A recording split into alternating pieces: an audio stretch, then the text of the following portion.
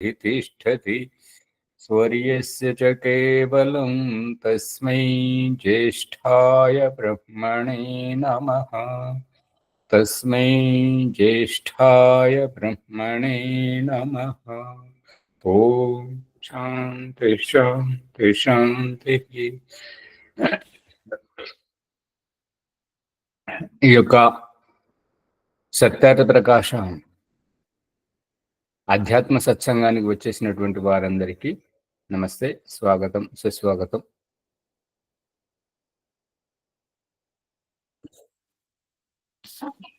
సత్యార్థ ప్రకాశము ప్రథమ సముల్లాసము నడుస్తున్నది. 13వ పుటలో చూడండి.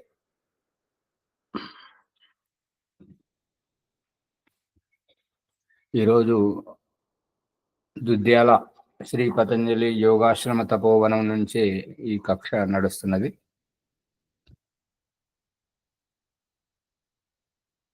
బంధబంధనే ఈ ధాతువు వలన బంధు శబ్దము సిద్ధమగును. యహ స్వస్మిన్ చరాచరం జగత్ బధ్నాతి బంధువత్ ధర్మాత్మనాం సుఖాయ సహాయో వా వర్తతే సా బంధు. ఎవరైతే తనలో చరాచర జగత్తును బంధించుకున్నాడో, బంధువు వలె, ఒక ఆప్త బంధువు వలె ధర్మాత్ముల సుఖం కొరకు సహాయపడుతూ ఉంటుంటాడు, అతడు బంధువు. తనలో సర్వ లోకాంతరములను నియమములతో బంధించి ఉన్నాడు. అందువలననే అవి ఆ యొక్క లోకాంతరములు తమ పరిధులను ఉల్లంఘింప జాలకున్నవి. అంటే హద్దు మీరట్లేదు. ఏ పరిధిలో ఉండేటువంటి ఆ పరిధిలో తిరుగుతున్నాయి, సంచరిస్తున్నాయి. సహోదరుని వలె మరియు సహాయకుడై ఉన్నాడు.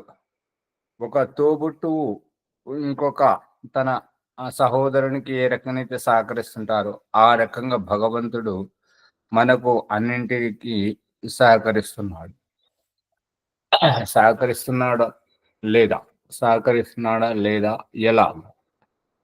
ఇప్పుడు మనల్ని బాధ్యతాయుతంగా కాపాడటానికి తల్లిదండ్రుల గర్భంలో పుట్టించడం, పుట్టిన తర్వాత ఎలా బ్రతకగలుగుతుంటామో ఆ యొక్క ఆహారం, తల్లి ఎదలో పాలను పుట్టించి పుట్టగానే ఆ పాలు తాగించడం, మరియు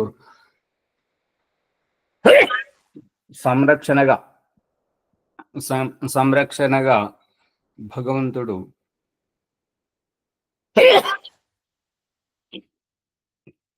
తండ్రిని చూపిస్తున్నటువంటి వైనం, సంరక్షకునిగా ఉండి ఆలనా పాలన చూసుకొని ఇక ఉపనయన వేదారంభ సంస్కారం తర్వాత గురువు దగ్గరికి పంపించి విద్యను అభ్యసింపజేయడం.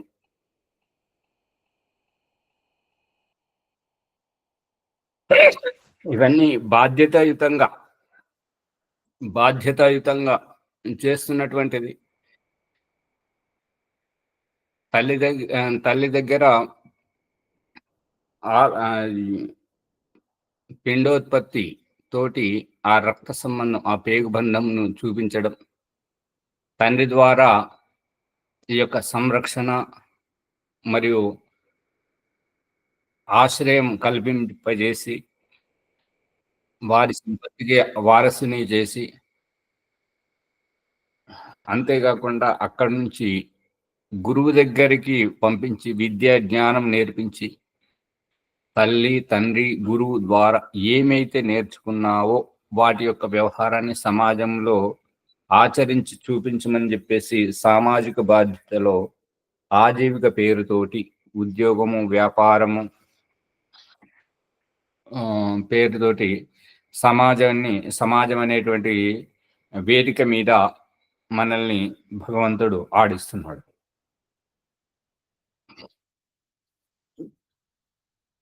ఇంత గొప్పగా చేస్తున్నటువంటి ఆ పరమేశ్వరుడు ఒక తండ్రి కొడుకులకు ఎట్లయితే చేస్తుంటాడో అదే రహస్యాన్ని ఈ యొక్క బ్రహ్మాండంలో పరమేశ్వరుడు జీవాత్మలకు చేస్తున్నట్టుగా చూపించడం గమనార్హం.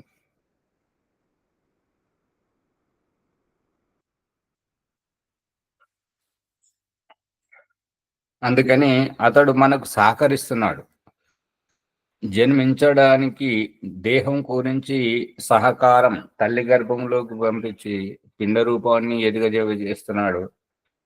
ఇటువంటి వారిని ఆలన పాలన చూసుకునేటువంటి విధంగా తండ్రితోటి సహకరింపజేస్తున్నాడు. మరియు విద్యా జ్ఞానం కలగడానికి గురువుతోటి సహకరింపజేస్తున్నాడు. ఈ యొక్క తల్లి తండ్రి గురువు దగ్గర ఏదైతే అలవర్చుకున్నాడో వాటన్నింటినీ ప్రయోగాత్మకంగా వ్యవహరించడానికి ఈ యొక్క వేదిక, సమాజం అనేటువంటి వేదిక మీద ఆచరింపజేసి చూపిస్తున్నాడు. ఇవంతా భగవంతుడు దగ్గరుండి మనకు సహకరిస్తున్నాడు. అర్థమవుతుందా లేదా? ఓం ఆచార్య అర్థమవుతుంది. ఓం తెలుస్తుంది. సోదరుడు సోదరులకు సహాయకారి అగునట్లే పరమేశ్వరుడు ప్రతివ్యాధి లోకముల ధారణ రక్షణములు చేయుచు సుఖములను వసంగుటచే సుఖములను ప్రసాదించడము వలన బంధునామము గల వాడగుతున్నాడు. ఇన్ని రకాలుగా మనకు అత్యంత సన్నిహితంగా ఉన్నట్లుగానే దేహంతో కనబడకపోయినా వ్యవస్థనంతా ఏర్పాటు చేసి మనకు సహకరింపజేస్తున్నాడు. కాబట్టి ఆ పరమేశ్వరుడు బంధువు.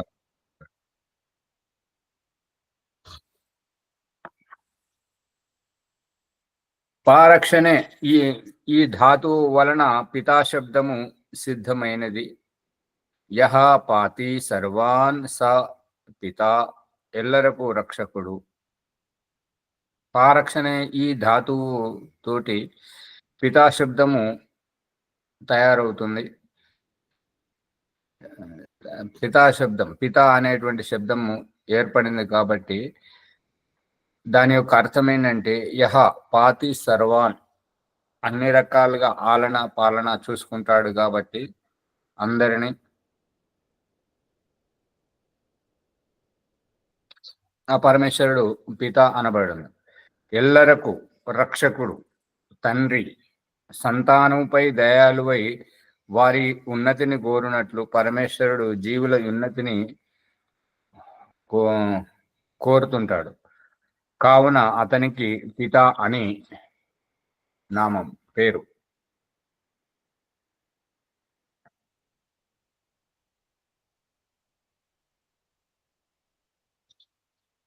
యహ పితॄణాం పితా స పితామహః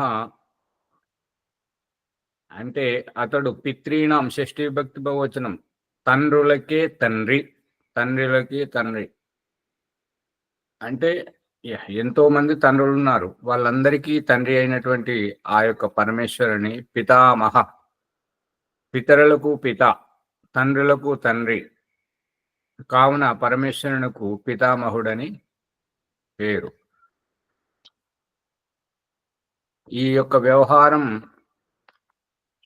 వ్యవహారం మహాభారతంలో భీష్మ పితామహుని అందరూ పితామహ అంటారు.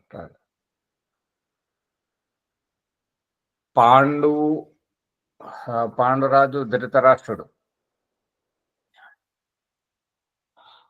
వేదవ్యాసుని ద్వారా అంబిక, అంబాలిక వారితోటి నియోగం చేయడం ద్వారా కలిగినటువంటి పాండు, ధృతరాష్ట్రుడు, విదురుడు, వీరి యొక్క సంతానం.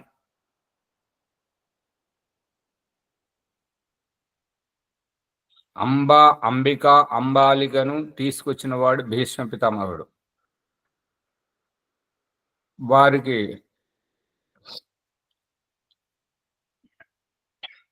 వారితోటి నియోగం జరిపించినటువంటిది వేదవ్యాసంతోటి. అంబ, అంబిక, అంబాలిక ఎవరికి అంటే శంతను. శంతనుకు అంతేనా? అంతే ఆచార్య, శంతన మహారాజ్. అవును ఆ! ఆచార్య. శంతనుడు అంటారు ఆచార్య. మహారాజ్, శంతన శంతను మహారాజ్. శంతను వివాహం ఆడుతుంటాడు. ఆడిన అతనికి వస్తే ఇక అతనికి సంతానం కాకపోతే ఈ యొక్క అంబాలికను వేదవ్యాసంతో నియోగం చేపిస్తే అక్కడ వాళ్ళకు కలిగినటువంటి పాండు, విదురుడు, ధృతరాష్ట్రుడు, విదురుడు ఈ ముగ్గురు సంతానం కలుగుతుంటారు. ఇక వీరికి పాండుకు కుంతితోటి, ధృతరాష్ట్రునికి గాంధారితోటి, విదురునికి ఇంకొక ఆమెతోటి వివాహం చేస్తుంటారు. ఇక వీళ్ళకు పుట్టినటువంటి సంతానం శంతను కుమారుడు భీష్మ పితామహ. భీష్మ పితామహ తన తండ్రికి సంతానం కాలేదు, వంశం నడవాలి కాబట్టి ఈ యొక్క నియోగ ప్రక్రియ జరిగింది.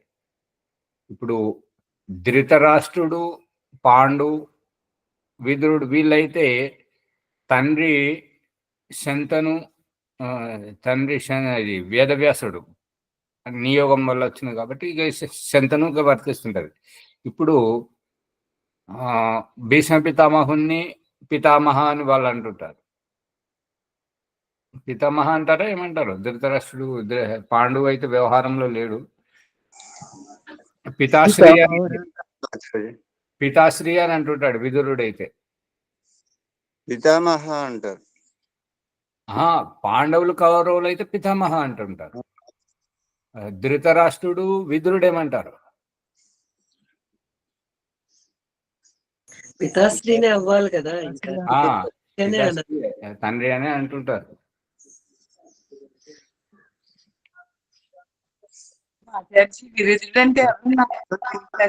ఇప్పుడు ఈ పాండవులు పితాశ్రీ పితామహ అంటే పాండవుల సంతానం, కౌరవుల సంతానం కూడా పితామహ అంటుంటారు.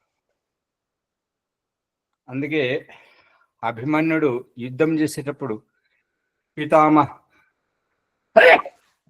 అంటున్నాడు.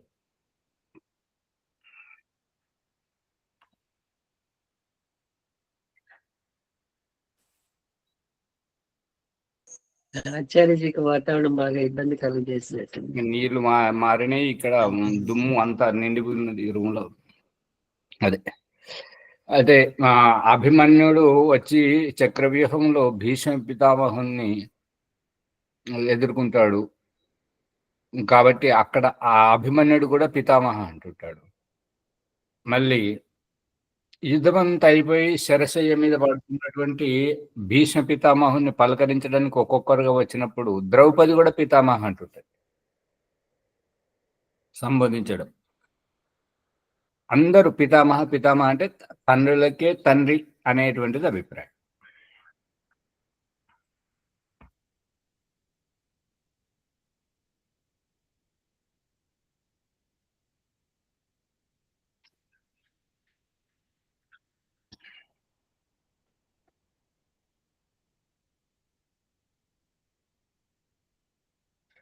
అందుకే పరమాత్మకు పితామహుడు అని పేరు.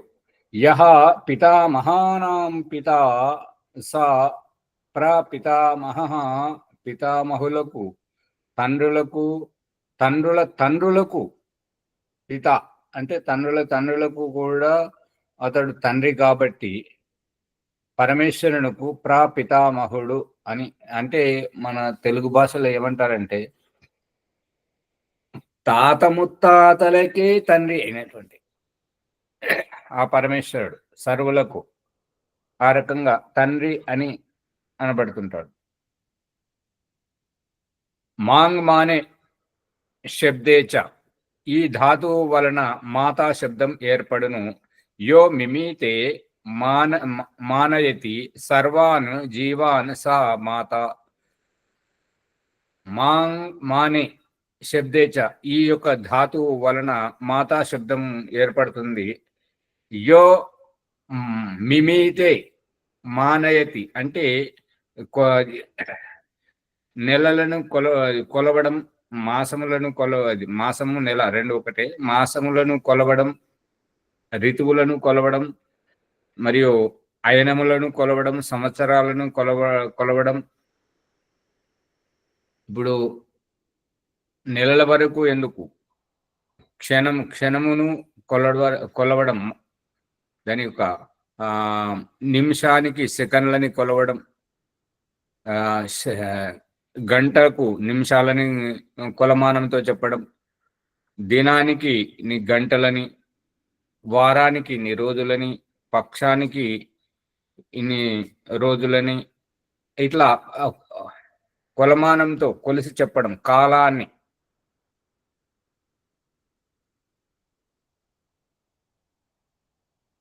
సర్వాన్ జీవాన్ స మాత, అన్ని జీవులకు ఈ యొక్క ఆయుష్ ద్వారా, కాలము ద్వారా అన్నింటినీ ఆ ఆయుష్ తోటి నిర్ధారిస్తున్నాడు. ఏనుగుకు ఇంత ఆయువు, పాముకు ఇంత ఆయువు, కుక్కకు అంత ఆయువు, పక్షికి ఇంత ఆయువు, మనుషునికి ఇంత ఆయువు అని చెప్పేసి కొలమానంతో, ఒక పరిమాణంలో, ఒక హద్దులో చూపించడం. పూర్ణ దయాయుక్తమైనటువంటి పూర్ణ దయ అంటే అతనిలో ఎటువంటి కల్మషము, ఎటువంటి పక్షపాతము లేకుండా పూర్ణమైనటువంటి, అంటే నిండు హృదయం, దయామయమైనటువంటి హృదయం, తన సంతానపు సుఖమును, ఉన్నతిని కోరునట్లు పరమేశ్వరును సర్వజీవుల వృద్ధిని కోరును. కావున పరమేశ్వరునికి మాత అని పేరు.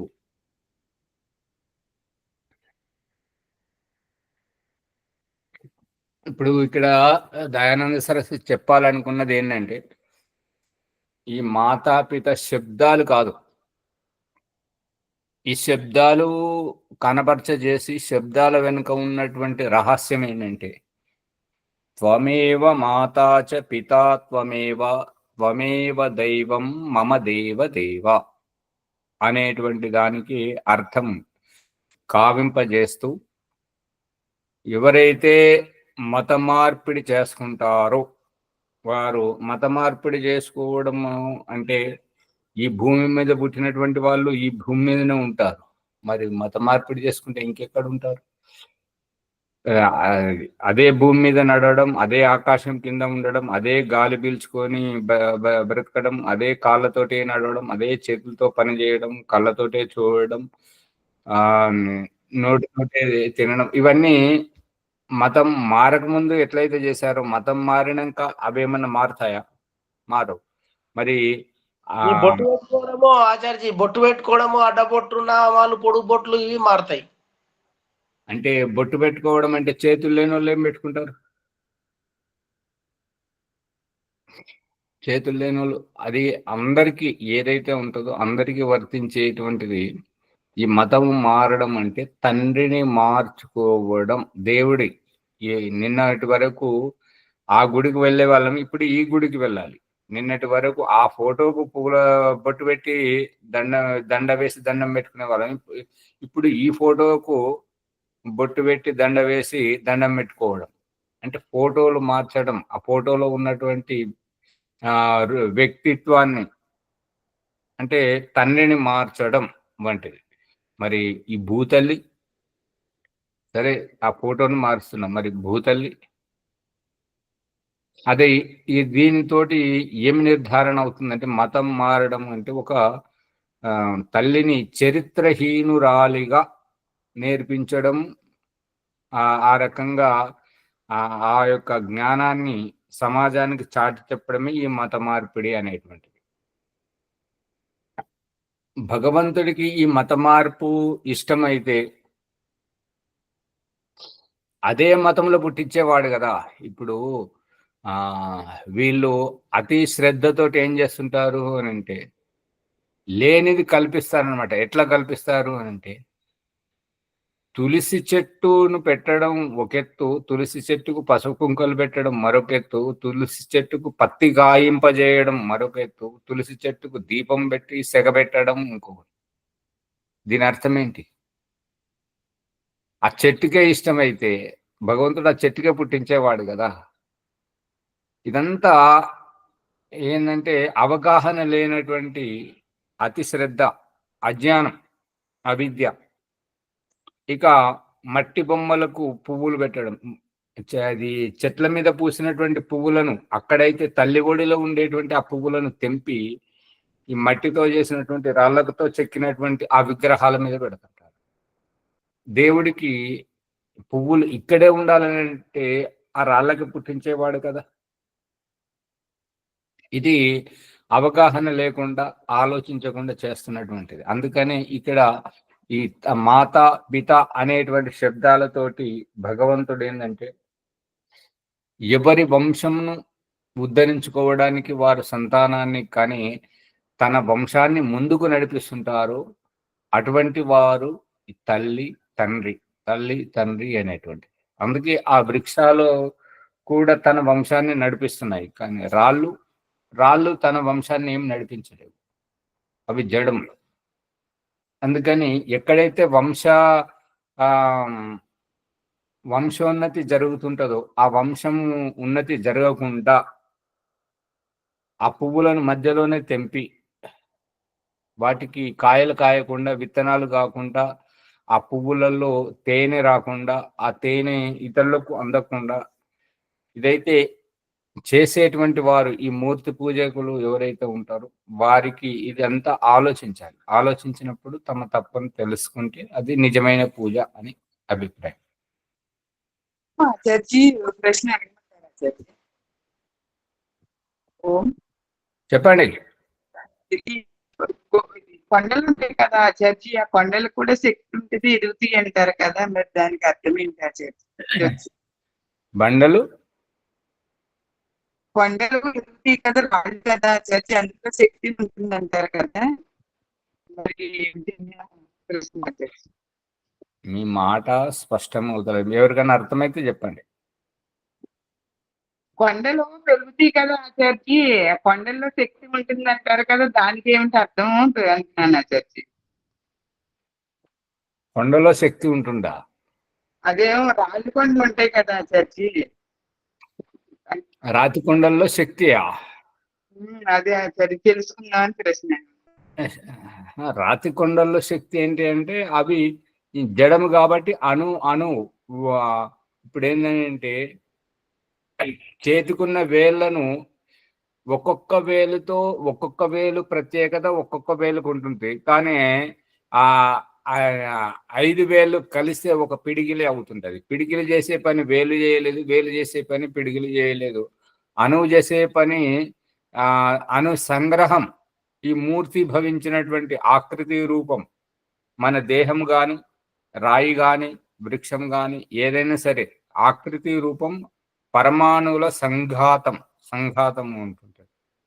అందు గురించి ఈ వృక్షాలకేమో ఆ యొక్క పరమాణువుల సంఘాతంనే చిగురింపజేయడం, కొమ్మలు, పువ్వులు, కాయలు, విత్తనాలుగా ముందుకు నడిపింపజేయడం, రాయిని అద్దుకొని గుద్దుకున్నట్టుగా ఈ యొక్క ముద్దగా ఉంటాయి తప్ప అందులోంచి కాలాంతరములో పెచ్చులుగా ఊడి ఆ రాయి సైతం ఆకృతిని మార్చుకుంటుంది, పరివర్తనం చెందుతుంది. అంతేగాని అది బలంగా ఉండడము అంటే సంఘాత రూపమే. సంఘాతం అంటే ఘనీభవించడం, మూర్తీభవించడం, ఒక్క జట్టున చేరి ఉండడం. అందుకే సంఘటనలో శక్తి ఉంటుందని అంటుంటారు కదా, అది.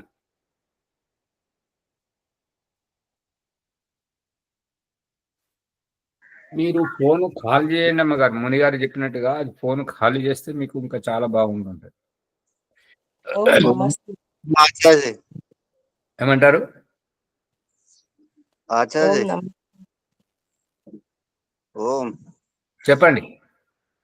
ఇప్పుడు యజ్ఞవేది చుట్టూ పుష్పాలు పెట్టిస్తాం కదా ఆచార్య, వాళ్ళు అలంకరణ చేయమంటారు కదా ఆచార్య, పెట్టద్దు అసలు మరి? అయితే నేను ఇదే చెప్పాలనుకున్నా, ఈ అమ్మగారు అడిగేసరికి అక్కడ పోయింది విషయం. సరైనటువంటి అదే దయానంద సరస్వతి యజ్ఞకుండము కట్టిన తర్వాత మేకలు అంటే మనము మేకలు అంటేనేమో మన దగ్గర పశుజాతిని మేకలు అంటాం. కానీ అది కా పదం, ఇక్కడ ఖా పదం. మేఖల. ఇప్పుడు మా మొలతాడును కూడా మేఖల అంటుంటారు. ఈ మెట్లు ఏవైతే కడుతుంటారో దాని మీద పిండి, పసుపు, కుంకుమ వీటితోటి అలంకరించమన్నాడు కానీ పువ్వులు తెంపమని ఎక్కడా లేదు. ఇప్పుడు సంస్కార విధిలో ఆ విషయాన్ని మొత్తం దయానంద సరస్వతి ఎలాగైతే రాశాడో అంత విస్తృతంగా తీసుకురావడం జరుగుతుంది. ఇప్పుడు మీ చేతిలోకి వచ్చినప్పుడు చూస్తారు. ఇంకా ఇంకొకటి ఏంటంటే, ఈ యొక్క బాన్స్వాడలో కనబడింది, నిజామాబాద్లో కనబడింది, బోధన్లో కనబడింది. ఇది కనబడింది కాదు, ఇది మొత్తం భారతదేశం అంతటా ఉన్నది. భారతదేశంలోనే కాదు, దేశ విదేశాలలోనూ ఉన్నది. ఈ మేఖల మీద ఉచ్ఛిష్టం, ఎంగిలి ఆచమన పాత్రలు పెట్టడం కానీ, సమిదలు పెట్టడం కానీ, మరియు ఈ నెయ్యి పాత్రలు పెట్టడం కానీ, ఇది అశిష్ట వ్యవహారం. అశిష్ట వ్యవహారం ఎందుకు అని అంటే, దయానంద సరస్వతి మరియు వేదములో చెప్పినటువంటి అభిప్రాయం ప్రకారం ఈ యొక్క మనం కూర్చున్నటువంటి నేల అనేటువంటిది మానవ సమాజం.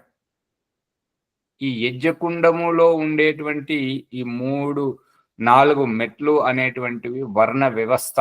ఈ సమాజంలో వర్ణ వ్యవస్థ అది దేవుడు చూపించాలనుకుంటున్నాడు. దానినే దయానంద సరస్వతి చెప్పాడు.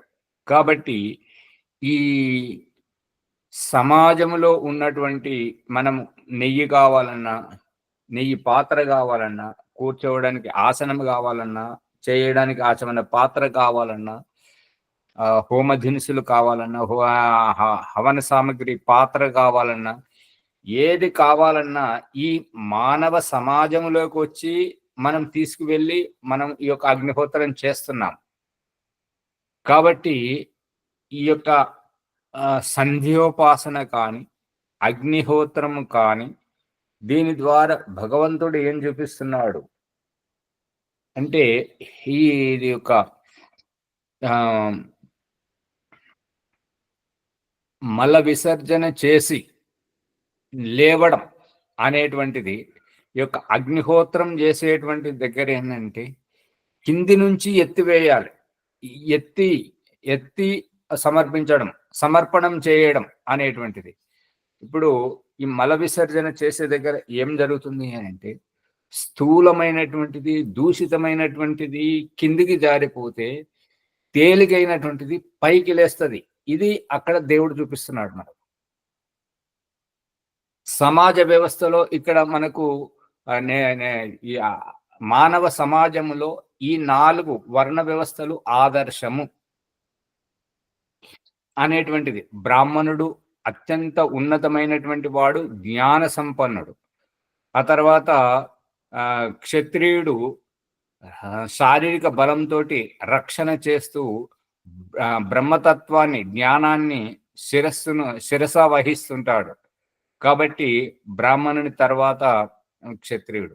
ఆ తర్వాత ఉదరం, ఈ యొక్క ఉద్యోగం, వ్యాపారం, వ్యవసాయం అన్ని చేసి సమాజాన్ని పోషించేటువంటి తత్వం వైశ్యతత్వం. ఇక ఈ 3 వర్ణాలకు సేవగా ఉండేటువంటిది పాదాలు. పద్భ్యాం శూద్రో అజాయత. వేదంలో పరమేశ్వరుడు చెప్పాడనమాట. యజుర్వేదం 31వ అధ్యాయం దాంట్లో ఈ యొక్క పాదం అంటే ఈ 3 పొట్టను, ఛాతిని, తలను, ఈ 3ంటిని మోస్తున్నటువంటిది ఈ యొక్క పాదములు. కాబట్టి ఈ 3 వర్ణాల దగ్గర చెప్పింది మాత్రమే చేస్తాడు. తనదే తానేంటో, తన స్థితి ఏంటో తెలుసుకోలేని వాడు, తనేం చేయాలో ఆలోచించలేనటువంటి అసమర్థుడు శూద్రుడు. అంతేగాని పలానా కులంలో పుట్టినవాడు, పేదరికంలో పుట్టినవాడు శూద్రుడు అనేటువంటిది కాదు. ఇక్కడ అగ్నిహోత్రంలో చెప్పబడుతున్నటువంటిది ఏంటంటే, కింద నుంచే ఆచమన పాత్ర కూడా కిందనే ఉండాలి, ఈ యొక్క నెయ్యి పాత్ర కిందనే ఉండాలి, సామగ్రి పాత్ర కిందనే ఉండాలి. కాబట్టి కింద నుంచి లేచి ఆ యొక్క ఉద్ధరించబడాలి. అంకితం, సమర్పణం. పట్టుకుంటున్నారా లేదా? అర్థమవుతుందా? అర్థమవుతుందా? ఇక ఈ మెట్ల మీద పెట్టి వేయడం అనేటువంటిది అశిష్టత. అశిష్టత ఎందుకు అని అంటే, గృహస్థుని దగ్గర ఏది ఉండదు. గృహస్థుడు భార్యాభర్తలు మాత్రమే కొత్త ఇల్లు కట్టుకొని గృహస్థ దాంట్లో నివాసం ఉంటుంటారు. బ్రతుకు తెరువు కోసం ఈ యొక్క నిమ్నమైనటువంటి మానవ సమాజానికే రావాలి. ఇక్కడే ఉద్యోగం, వ్యాపారం అంతా ఇక్కడే చేయాలి. ఇక్కడికి వెళ్ళి సంపాదించుకొని వెళ్ళాలి. వానప్రస్థుడు భిక్ష గురించి కిందికే దిగజారాలి, గృహస్థుని దగ్గరికే రావాలి, ఇంకా జన సామాన్యంలోకే రావాలి. సన్యాసి తాను ఉపదేశించేటువంటి విద్య గురించి, భిక్షాటన గురించి తను బ్రతకడానికి, తాను సాధన చేసి ఏదైతే జ్ఞానం సంపాదించాడో దాన్ని ఉపదేశించడానికి వానప్రస్థం సన్యాసుల దగ్గరికి, గృహస్థుల దగ్గరికి, మరియు జనసామాన్యం దగ్గరికి కిందికే రావాలి. కాబట్టి ఈ కింద ఎవరితోటైతే మనం ఈ ఆసనం తీసుకున్నామో, ఎవరితోటైతే ఈ ఘృతపాత్ర, ఈ సామగ్రి, నెయ్యి, ఈ కర్పూరం వంటివి ఏవైతే మనం తీసుకొని మనం ధర్మార్థ కామోక్షాలను సిద్ధించుకుంటున్నామో, ఈ పాత్రకు మనం మూల్యమే ఇస్తున్నాం. కానీ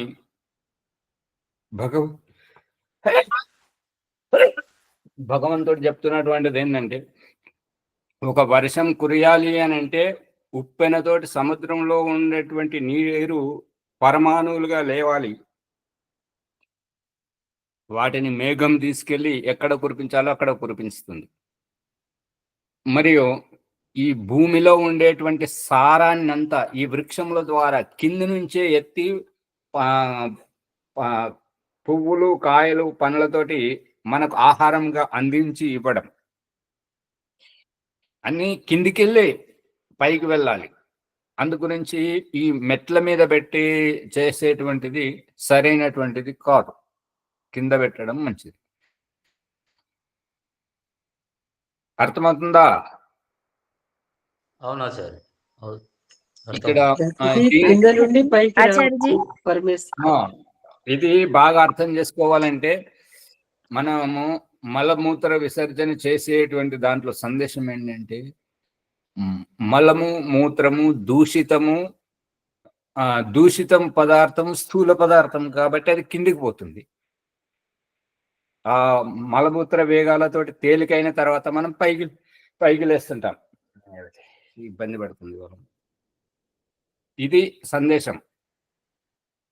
అందుకే దయానంద సరస్వతి సంధ్యోపాసనలో ఇంకా వ్యావహారికంగా చూపిస్తున్నటువంటిది ఏంటంటే, భూ పునాత్ శిరసి, భువ పునాత్ నేత్రయో, స్వహ పునాత్ కంఠే, మహ పునాత్ హృదయే, జన పునాత్ నాభ్యాం, తప పునాత్ పాదయో, సత్యం పునాత్ పునఃశిరసి, ఖం బ్రహ్మ పునాత్ సర్వత్రా. దిగజారేటువంటిది అజ్ఞానముతోటి. ఆ అజ్ఞానాన్ని వదులుకొని మళ్ళీ కింద నుంచి పైకి లేవాలి. అర్థమవుతుందా? గృహస్థు కూడా అట్లా పైకి రావాలి. అందరూ అదే గృహస్థు దగ్గరికి అందరూ రావాలి, అందరూ కలిసి పైకి వచ్చేయాలి పరమేశ్వర సన్నిధి. అంతే. ఈ యొక్క ఓం ప్రకాష్ ఈ దాదాపు ఈ 20 రోజులల్లో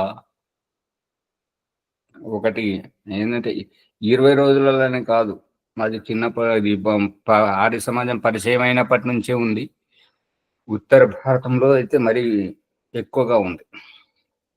ఏంటంటే, యజ్ఞకుండానికి ఎన్ని మెట్లు ఉంటాయి అంటే 3 ఉంటాయంట. 4వది ఉంటుంది అంటే 4వది లేదంట. 4వది భూమి లోపల ఉంటది. 4వది భూమి లోపల విత్తనము పంట వేయడానికి విత్తనము భూమి లోపలే. ప్రాణుల ఈ సంతతి జన్మించడానికి దేహం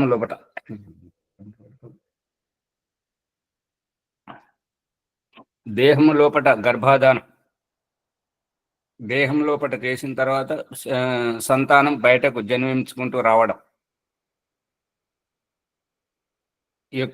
ఈ రహస్యాన్ని వేదములో ఋగ్వేదంలో 99 అనుకుంటా. ఇక్కడ పుస్తకాలు ఏవి లేవు, ఈ ఆశ్రమంలో అన్ని మూటగట్టి ఉన్నాయి కాబట్టి ఏం చెప్పలేను. నేను ఇవాళ సాయంత్రం వరకు చెప్తాను. మంత్రం చాలాసార్లు పెట్టాను. అజ్ఞాదానం మసక చీకట్లో అవ్వాలి, సమిధాదానం చీకట్లోనే అవ్వాలి, జల ప్రసేచనం చీకట్లోనే అవ్వాలి, ఆఘార వాద్య భాగవతి చీకట్లోనే అవ్వాలి. జ్యోతి సూర్య అనేటప్పుడు ఆ మసక చెదిరిపోయి మొదటి కిరణం వెలువడ్డప్పుడు యజ్ఞం దగ్గర కూర్చున్నటువంటి యజమానుని మస్తకం వైపు దగ్గరికి ఆ యొక్క ఉదయించేటువంటి సూర్యుని మొదటి కిరణం వచ్చినప్పుడే ఈ జ్యోతి సూర్య అనేటువంటి స్థితికి రావాలి. ఆ రహస్యాన్ని చెప్పేటువంటిది ఈ వేదమంత్రం అన్నట్టుగా. ఏమంటున్నాడంటే ఉష కూడా ఉదయించినటువంటి మసక చీకటిలో పొద్దుననే బ్రహ్మముహూర్తంలో నిత్యాగ్నిహోత్రుడు యజ్ఞశాలకు వచ్చి ఏర్పాట్లు చేసుకొని కూర్చుండి తనకంటే నిమ్న స్థితిలో ఆధానం చేస్తుంటాడు. ఈ యొక్క యజమానుడు తనకంటే నిమ్న స్థితిలో అంటే గృహస్థుడు అంటే భూమి మీద 3 మెట్లలో 3వ మెట్టు పక్కన ఎక్కడైతే మనం కూర్చుంటామో దానికంటే 4 ఇంచులు 4 అంగుళములు కింద 4వది ఉంటుంటది. కాబట్టి అజ్ఞాదానం. ఈ మానవుడు కిందికి లోపట ఎందుకు అజ్ఞాదానం చేస్తున్నాడు అంటే పైన సూర్యునిలో ఉన్నటువంటి భగవంతుడు కిందికి చేస్తుంటాడు. భగవంతుడు ఆ సూర్యుని కిరణాలతోటి కిందికి చేస్తున్నాడు. ఈ యొక్క మానవుడు కింద చేస్తే గురుత్వాకర్షణతోటి ఆ మంట, ఆ యొక్క యజ్ఞం యొక్క ప్రభావము, ఆ యొక్క సుగంధ ద్రవ్యాల యొక్క బాష్పము, ఇది వేవ్స్ తరంగాలు ఏవైతే అంటుంటారో అవి పైకి లేస్తుంటాయి. భగవంతుడు పైనుంచి కిందికి చేస్తున్నాడు, మానవుడు కింద నుంచి పైకి చేస్తున్నాడు. సునీతమ్మ గారు ఏదో చెప్పపోయారు, ఆగిపోయారు.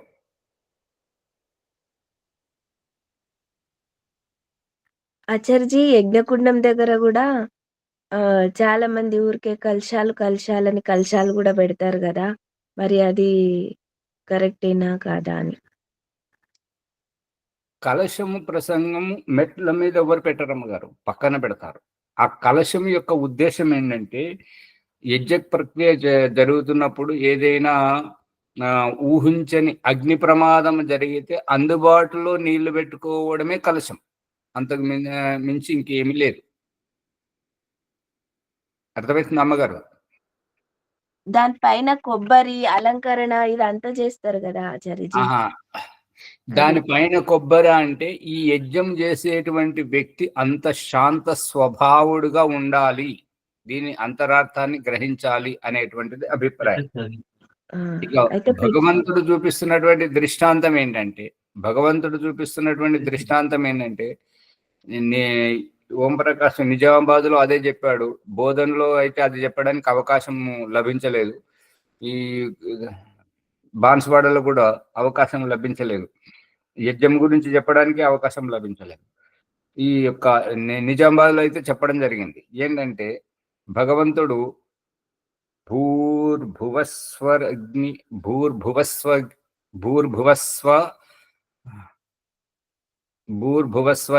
వాయువాద్ ఓం భూర్భువస్వః ఓం భూర్భువస్వర్జౌరివ భూమ్నాం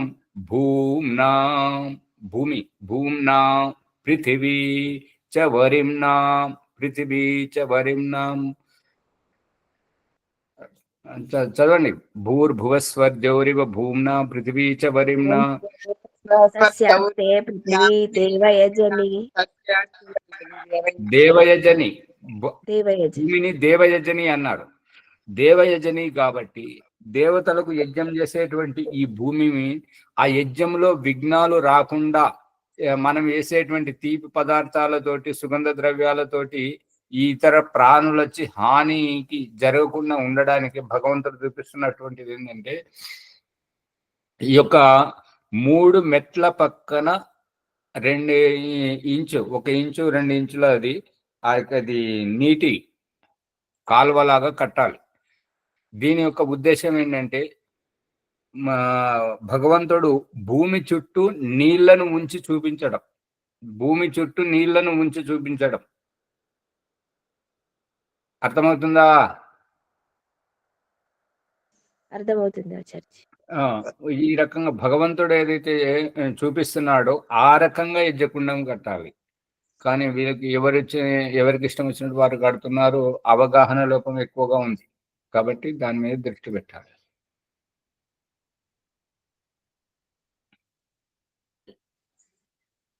ఓం ఆచార్య, నాకు ప్రశ్న ఆచార్య ఇప్పటి నుంచి అలా ఉండిపోతుంది. అడగండి. అంటే తెల్లవారుజామునే యజ్ఞం చేయాలంటున్నారు చీకట్లో, మళ్ళీ తెల్లవారుజామునే ధ్యానం చేయాలంటున్నారు, తెల్లవారుజామునే వాకింగ్ చేయాలంటున్నారు, తెల్లవారుజామునే చదువుకోవాలంటే ఇవన్నీ పనులు ఎలా జరుగుతాయని నా ఆలోచన ఆచార్య. అదే నా ప్రశ్న. అమ్మగారు, చదువుకోవాలని ఎవరు చెప్పరు. బ్రహ్మముహూర్తంలో ఆధ్యాత్మ సాధన చేయడం ముఖ్యం. ఇవన్నీ తెలతెల వారుతుండగా ఇప్పుడు అజ్ఞాదానం చేయడానికి ఎంత సమయం పడుతుంది? 3 సమిధాదానాలు చేయడానికి ఎంత సమయం పడుతుంది? ఆ తర్వాత జలప్రసేచనం చేయడానికి ఎంత సమయం పడుతుంది? దాని తర్వాత ఆఘార బాధ్య భాగవతి. ఇవి చేసే వరకు మసక చీకటి ఉండాలి. ఇక ఈ సూర్యోజ్యోతి జ్యోతి సూర్య అని చెప్పేసి భగవంతుడు చెప్పే ఉద్దేశం ఏంటంటే, ఏదైతే అజ్ఞాధానంలో శుక్రకణం, సమిధాధానంలో జీవాత్మ యొక్క శరీరాలు, స్త్రీ పురుష నపుంసక దేహ నిరూపణ, ఈ యొక్క జలప్రసేచనంలో యజ్ఞోపవీతం, ఈ యొక్క ఆఘార వాద్య భాగావతిలో జీవాత్మ యొక్క ఆవాగమనం, వచ్చిపోయేటువంటి వ్యవస్థను చూపిస్తున్నాడు. ఇక సూర్యోజ్యోతి జ్యోతి సూర్య అంటే ఈ సమిధలు తయారు కావడానికి కానీ, సామగ్రి తయారు కావడానికి కానీ, ఈ నెయ్యి తయారు కావడానికి కానీ సూర్యుడు ప్రధాన కారణం.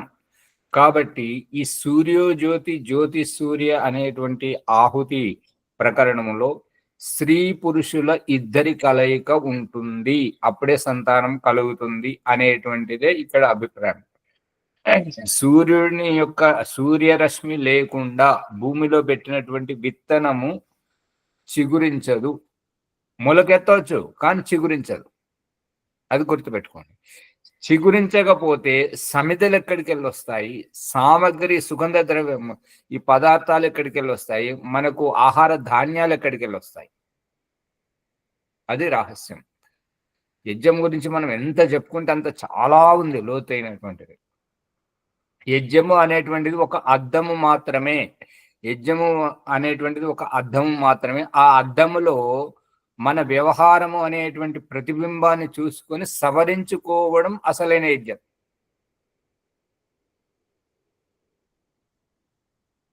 అర్థమవుతుందా? గాయత్రి అమ్మ గారు పట్టుకుంటున్నారా? పుష్పమ్మ గారు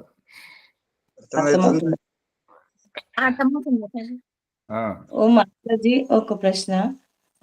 చాలా మంది విగ్రహ పూజ చేసి, మేము విగ్రహాదంలో యజ్ఞం చేసి మేము దేవుడు ఉంటాడు అని చాలా మంది వాట్సాప్ లో, మన ఇన్స్టాగ్రామ్ లో అద్దంలో చూయించి అద్దం కూడా పలికిపోతుంది, మీరు విగ్రహంలో లేదని చూయిస్తూ ఉంటారు ఆచార్య. అది అది ఎలా సాధ్యం అవుతుంది ఆచార్య? మళ్ళీ చెప్పండి. విగ్రహ పూజన చేసి విగ్రహంలో కూడా దేవుడు ఉంటాడని ఇన్స్టాగ్రామ్ లో, మళ్ళీ ఫోన్ లో అలాంటి జరుగుతుంది. ఆ విగ్రహము ముంగట అద్దం పెట్టంగానే ఆ కళ్ళకు కట్టిన ఆ వస్త్రం ఉందో ఆ వస్త్రం తీయంగానే అద్దము పలిగిపోతుంది ఆచార్య. అది అద్దం మూసుకోవడం ఏంటి? అది విగ్రహం ముంగట అద్దం పెట్టేసరికి ఆ విగ్రహం ముంగట పెట్టంగానే ఆ కళ్ళద్దాలు తీయంగానే అంటే కళ్ళకు కట్టిన వస్త్రాలు కట్టంగానే ఆ అద్దము పలిగిపోతుంది. అది ఎలా సాధ్యమవుతుందని సందేహం ఆచార్య. అమ్మగారు మీరు చెప్పేది నాకైతే అర్థం కాలేదు. నేను కళ్ళతో ప్రత్యక్షంగా చూసింది చర్చిలో పోయి చూశాను. ఏంటంటే మనము అది ఏమంటారు, దీన్ని భూతద్దము అంటుంటారు అన్నట్టుగా మన కళ్ళద్దాలలో దగ్గర చూపుకు దూరం చూపుకు అవి 2 అద్దాలు ఒకే కళ్ళద్దాల్లో ఇమిడించి ఇస్తున్నారు. ఇంతైతే తెలుసు కదా. అటువంటి దానితోటి ఈ యొక్క యేసు ప్రభు విగ్రహానికి అద్దం ఏదైతే పెడుతుంటారో దగ్గరది కొద్దిగా పలసన పెడతారు, ఈ పక్కకు కొద్దిగా ఎత్తు పెడతారు, ఆ పక్కకు ఇంకో ఇట్లా ఎత్తు వంపులతోటి ఇట్లా దాన్ని అలంకరించి పెడుతుంటారు. అక్కడ జరుగుతున్నటువంటి రహస్యం ఏంటంటే కళ్ళద్దాలు పెట్టుకున్నటువంటి వారు పుస్తకం పట్టుకొని దగ్గర చూడాలి అంటేనేమో ఈ కళ్ళ కింద ఉండేటువంటి కింది అద్దంలో చూస్తారు. దూరం చూడాలి అని అన్నప్పుడు ఆ పై అద్దాన్ని చూస్తుంటారు అన్నట్టుగా. అక్కడ ఈ కళ్ళద్దాలలో ఏ మార్పు అయితే కనిపిస్తుందో అక్కడ వాళ్ళు చర్చిలో వాళ్ళు చేసినటువంటిది ఏంటంటే దగ్గరికి వస్తేనేమో కళ్ళు విప్పుకున్నట్టుగా, మనం దూరం పోతే ఏడుస్తున్నట్టుగా, రక్తము కన్నీరు కారుస్తున్నట్టుగా అక్కడ చూపిస్తుంటారు అన్నమాట. అక్కడ ఇక ఈ అమాయకులకు ఇదంతా తెలియదు. యేసు ప్రభు నేను దూరం పోతే రక్త కన్నీరు కారుస్తుంది, అమ్మ మనకు అనిష్టం జరుగుతుంటది, అందుకని మనం దగ్గర ఉండాలని చెప్పేసి వాళ్ళని ఈ రకంగా మభ్య పెట్టడానికి ఇదంతా చేస్తున్నటువంటిది. ఇప్పుడు అద్దము పగిలిపోతే అమ్మగారు, గాయత్రి అమ్మగారు, అద్దము పగిలిపోతే ఇప్పుడు మనమున్నాము, మన వెనుక వేరే వాళ్ళు వస్తున్నారు, మన మన మన దగ్గర మన కళ్ళ ముందు అద్దం పగిలిపోయింది. మరి మన వెనుక వాళ్ళకు పగిలిపోయిన అద్దం ముక్కలు కనిపిస్తుంటాయా, పూర్తి అద్దం కనిపిస్తుంటుందా? వాళ్ళు ఇంకా దగ్గరికి రాలేదు, వాళ్ళకంటే ముందు మనం ఉన్నాం. అది కనబడితే అందరి కోసం కదా అద్దం, అందరికి పగిలినట్టు కనబడాలి కదా. అవునా ఆచార్య. అది ఏంటంటే చాలా మట్టికి ఆ విగ్రహాధారం ముంగట అద్దం చూయిస్తుంటారు. చూడండి విగ్రహంలో కూడా భగవంతుడు ఉంటాడు అని చాలా మట్టి చూయిస్తూ ఉంటారు ఆచార్య. అమ్మగారు, ఇంకా వేరే రూపకంగా నేను విన్నాను. ఏంటంటే ఒకరు మట్టితో తయారు చేసేటువంటి వినాయకుడు, ఇంకొకరు చెక్క బొమ్మలతో చెక్కుకున్నటువంటి వాళ్ళు. అయితే వీళ్ళు రాళ్లతో చెక్కున్నటువంటిది ఈ చెక్క యేసు ప్రభు వాళ్ళది సిలువ వేసుకుంటారు కదా. ఇప్పుడు నిజమైన దేవుడు అంటే ఎవరో తెలుసా? ఎవరు? ఫాదర్ ఏమంటాడంటే రెండుంటిని నీళ్ళలో వేద్దాం, మా సిలువను వేద్దాము, మీ మట్టి వినాయకుని వేద్దాం. ఎవ్వరు నకిలీ వాళ్ళు కరిగిపోతుంటారు, వాళ్ళ రూపం ఉన్నది కాబట్టి అది అవిద్య, అది సరైనటువంటిది కాదు అని చెప్పేసి ఫాదర్ పరీక్షణ చేస్తే మా ఈ హిందువుల వాళ్ళేం పరీక్షణ చేశారంటే, ఎందుకంటే నీళ్ళల్లో మట్టితో చేసింది మట్టి కరిగిపోతుంటది, వాళ్ళు కర్రతో చేసింది కాబట్టి అది తేలాడుతుంటుంటది, దానికి ఏం కాదు. అయితే వీళ్ళు ఏం చేశారంటే, వీళ్ళు పరీక్షణ చేసి ఏం చూపెట్టారంటే విగ్రహాలు అనేటువంటివి పాలరాతితో తయారు చేస్తుంటారు, మరియు ఇంకా సిమెంట్తో తయారు చేస్తుంటారు. అయితే ఫాదర్ గారు ఇదిగో రండి, ఇక్కడ నిప్పు పెట్టామండి, నిప్పులో ఏదైతే కాలిపోతుంటుందో అది అవిద్య అండి, మరి ఏదైతే చెక్కు చెదరకుండా ఉంటుంటుందో అది నిజమైనటువంటిది అని చెప్పేసి ఆ సిల్వను, కర్రతో చేసినటువంటి సిల్వను నిప్పులో వేస్తుంటారు, అది కాలిపోతుంటది. విగ్రహం దానికి ఏమవుతుంటుంది, రాయి, అది అలాగే ఉంటుంటుంది. సిమెంట్తో చేసింది కానీ పాలరాతితో చెక్కినటువంటి విగ్రహం నిప్పులో వేస్తే ఏమవుతుంటది, కొద్దిగా మసిబట్టి మసకబారిపోతుంటది, అంతేగాని విగ్రహం అయితే చెక్కు చెదరకుండా ఉంటుంటది కదా. ఇది కనబడే రూపం. ఇక అద్దము పగలగొట్టడము అనేటువంటిది ప్రతి ఒక్కరికి కనబడాలి కదమ్మా. అక్కడికి వెళ్ళినటువంటి ఫాదర్ కు అలాగే కనబడాలి, మనకు అలాగే కనబడాలి, అందరికి కనబడితేనే కదా ఆ ప్రభావం అనేటువంటి ఉండేది. ఓం ఆచార్య అది టీవీలో చూపించారు, అయోధ్య దాంట్లో పలిగేది చూపించారు, కానీ దాని వెనుక ఏదో మ్యాజిక్ ఉంటది ఆచార్య. ఏది లేకుండా కాదు, అన్నిట్లలో ఏదైతే ఆడంబరం ఉన్న చోట అక్కడ కనికట్టు ఉంది, అసలైనటువంటిది లేదు అనేటువంటిది. ఇప్పుడు దయానంద సరస్వతి ప్రత్యక్షం ఆగవమ్మా, అలాగే మ్యాజిక్ ఆచార్య, అంతే, వాస్తవం కాదు, మ్యాజిక్. దయానంద సరస్వతి సత్యాట ప్రకాశంలో నారాయణ దర్శనం ఏంటంటే, నువ్వు ఒకేసారి కళ్ళు తెరిచి చూడకు, ఇట్లా కళ్ళు తెరిచి మూసేయి అని చెప్పేసి అతనికి జాగ్రత్త చెప్పేసి, ఒక వ్యక్తి వెనుక ఇంకొక వ్యక్తి నిలబడి 4 చేతులతో చూపెట్టి అతనికి కిరీటం చూపెట్టి, మళ్ళీ వీళ్ళు ఆ దీపాన్ని ఇట్లా వెలిగిస్తుంటారు, మసక చీకట్లో ఇట్లా వెలిగిస్తుంటారు. ఇతన్ని కూడా నువ్వు కళ్ళు తెరిచి మళ్ళీ వెంటనే మూసేసుకో, మన నారాయణ దేవుడికి కోపం వస్తుందని చెప్పేసి వాళ్ళు చెప్తుంటారు కదా. ఇదంతా నాటకం, అందుకని వాస్తవం వేరు. సమయం చాలా అతీతమైపోతుంది కాబట్టి ఇంకేమైనా ఉంటే రేపు అడగండి. ప్రసంగం ఇదే నడుస్తున్నది కాబట్టి ఈనాటి అభిప్రాయాన్ని ఇక్కడనే విరమింపజేస్తున్నాను. ఓం నమస్తే. ఎవరికి వాళ్ళు సమర్థించుకోవటం తప్ప అందులో ఏమీ లేదు ఆచార్య. అవును.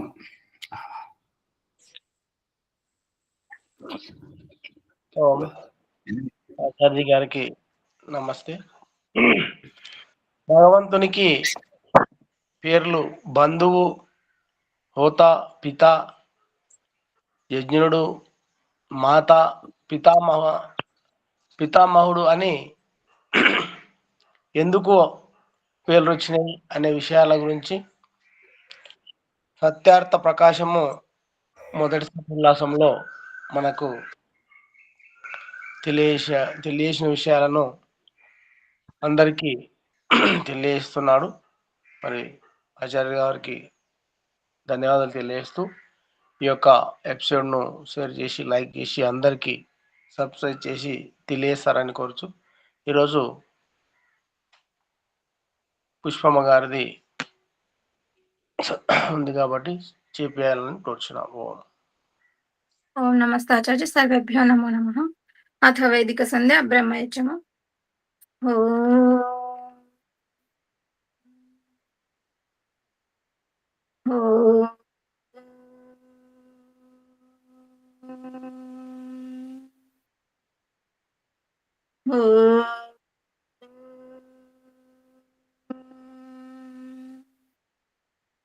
పుట్టబోయే శిశువు ఆత్మభావన భగవంతుని ప్రార్థిస్తుంది ఏమనగా, ఓం అమృతోపసరణమసి స్వాహ.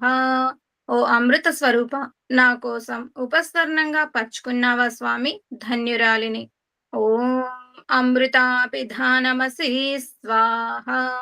ఓ అమృత స్వరూప, నా ఆత్మరక్షణకై ఆకాశ దుప్పటిగా ఆవరించావా స్వామి, ధన్యురాలిని.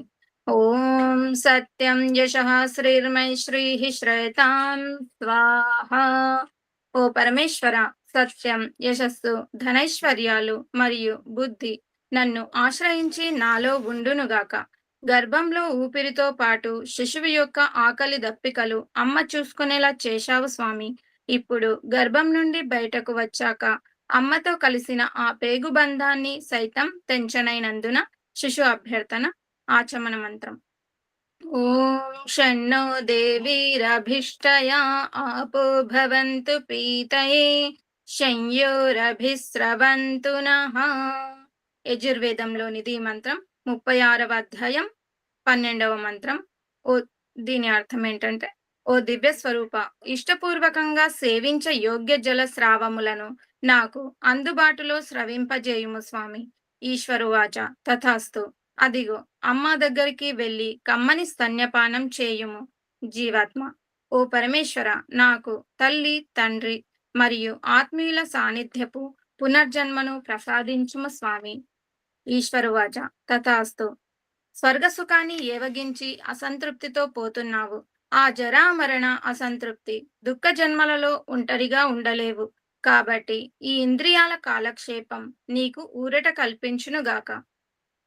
అత ఇంద్రియ స్పర్శ మంత్రములు. అక్రియ ధ్యానం. ఈ అక్రియ ధ్యానం అంటే ఏదైనా పని మీద కోరిక కలిగి చేయటం, ఆ పని చేసిన తర్వాత సంతృప్తి చెందటం. ఓం వాక్ వాక్. ఏదైనా మాట్లాడాలి, చెప్పాలని, మాట్లాడే వరకు, చెప్పే వరకు అసంతృప్తి. మాట్లాడిన తర్వాత, చెప్పిన తర్వాత ఒక సంతృప్తికర ప్రశాంతత. అలాగే ఏదైనా పదార్థం చూడగానే తినాలి, తాగాలి అనే కోరిక. తిన్న తర్వాత, తాగిన తర్వాత సంతృప్తి చెందటం. ఈషేత్వోర్జత్వ యజుర్వేదంలోనిది మంత్రం 1వ అధ్యాయం 1వ మంత్రం. భక్ష అవివేక బుద్ధితో హానికర పదార్థ సేవన అనారోగ్యం, మృత్యు దుఃఖం, అసంతృప్తి దశ. మరియు వివేక బుద్ధి పూర్వక మోక్షానంద మార్గం సంతృప్తికర జీవితం. ఓం ప్రాణ. పీల్చుకున్న శ్వాసను వదలాలని వదలడం, వదిలిన తర్వాత మళ్ళీ పీల్చాలనే అసంతృప్తి, పీల్చుకున్న తర్వాత సంతృప్తి చెందటం. ప్రాణ, అపాన, వ్యాన, సమాన, ఉదాన, నాగ, కూర్మ, దేవదత్త, క్రికల, ధనుంజయ ఈ దశ ప్రాణముల ద్వారా ఆత్మ జీవం పోసుకొని జీవాత్మ అనబడుతుంది. అంటే దేహంలో ఇవే ప్రాణముల ద్వారా జీవాత్మ సక్రియంగా ఉంటుంది. ఓం చక్షు. ఇదేంటి, అదేంటి, ఇందులో ఏముంది, అందులో ఏముందని ప్రతిదీ చూడాలని అసంతృప్తి జీవితం. చూసిన తర్వాత సంతృప్తి చెందటం. ఓం శ్రోత్రం. ఇది, అది, ఏదో వినాలనే తాపత్రయం. విన్న తర్వాత సంతృప్తి చెందటం. ఓం నాభిర్మే చిత్తం విజ్ఞానం. యజుర్వేదంలోనిది మంత్రం 20వ అధ్యాయం 9వ మంత్రం.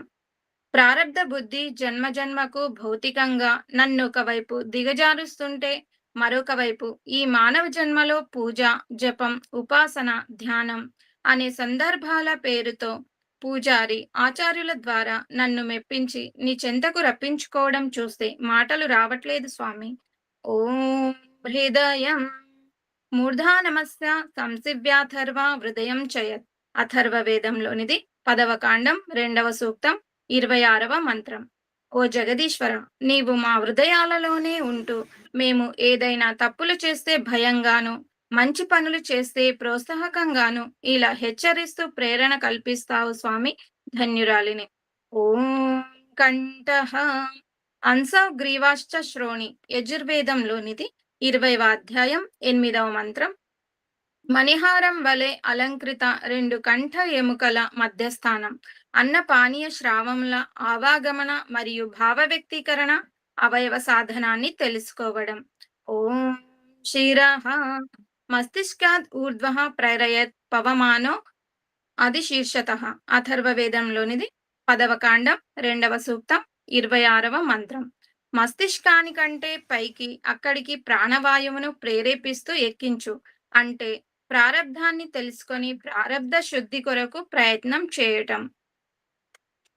ఓం బాహుభ్యాం యశోబలం.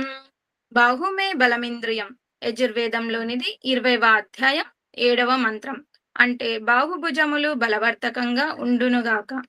ఓం కరతల కరపృష్ఠే మోదాహ ప్రమోద అంగుళీరంగాని మిత్రం మే సహ. యజుర్వేదంలోనిది 20వ అధ్యాయం 6వ మంత్రం. హస్తౌ మే కర్మ వీర్యం. ఈ మంత్రం కూడా యజుర్వేదంలోనిది 20వ అధ్యాయం 7వ మంత్రం. ఈ మంత్రాల యొక్క అర్థం ఏంటంటే, నా చేతుల్లోనే నా కర్మల పురుషార్థం నిహితమై ఉందని తెలుసుకోవడం, అందుకే అందరితో స్నేహపూర్వకంగా ఉంటూ ఉపకారం చేయటం. అత మార్జన మంత్రములు. ఓం భూః పునాతు శిరసి. ఓం భువః పునాతు నేత్రయోః. ఓం స్వః పునాతు కంఠే. ఓం మహః పునాతు హృదయే. ఓం జనః పునాతు నాభ్యాం. ఓం తపః పునాతు పాదయోః. ఓం సత్యం పునాతు పునః శిరసి. ఓం ఖం బ్రహ్మ పునాతు సర్వత్ర. అత ప్రాణాయామ మంత్రములు. ఓం భూః. ఓం భువః. ఓం స్వః. ఓం మహః.